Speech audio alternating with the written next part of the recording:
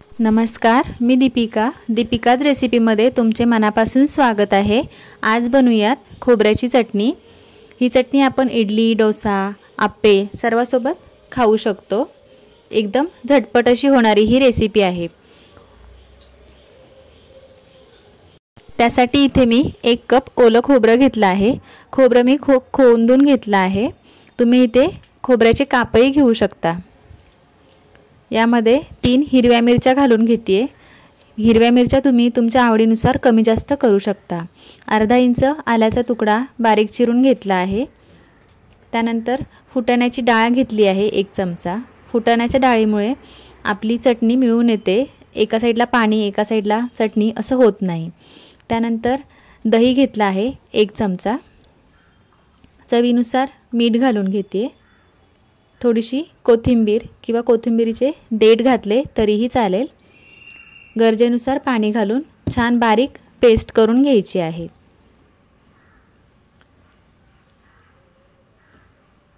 छान बारीक मी पेस्ट करून घेतली आहे।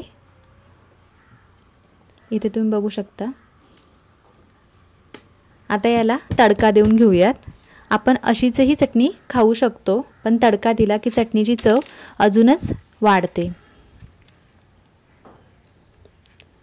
चटणी मी भांड्यामध्ये एका काढून घेतली आहे पातेलीमध्ये। आता चटणी आपल्याला जेवढी पातळ घट्ट हवी तशी आपण पाणी घालून त्याची कन्सिस्टन्सी ॲडजस्ट करू शकतो। मी थोडंसं मिक्सरच्या भांड्यामध्ये पाणी घालून मिक्स करून घेते।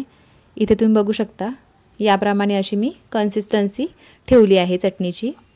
आता तडक्यासाठी एक पातेली गरम करायला ठेवली आहे। त्यामध्ये 1 चमचा तेल घालून घेतलं आहे। तेल छान गरम झालं की अर्धा चमचा मोहरी घालून घेतली आहे। मोहरी छान तडतडली की त्यामध्ये 1 चमचा डाळ घालून घेतली आहे, उडीद डाळ। उडीद डाळ हलकासा कलर बदलेपर्यंत परतून घेतली आहे। त्यानंतर यामध्ये 5-6 कढीपत्त्याची पानं घालून घेतली आहेत। त्यानंतर 1 सुकी मिरची तुकडे करून घालून घेतली आहे। त्यानंतर सगळ्यात शेवटी पाव चमचा हिंग घालून घेतला आहे।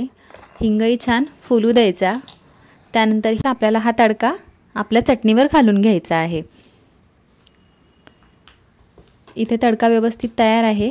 आता तडका मी चटणीवर घालून घेते। अशी झटपट होणारी खोबऱ्याची चटणी नक्की करून पहा व कशी झाली ते कमेंटमध्ये नक्की सांगा।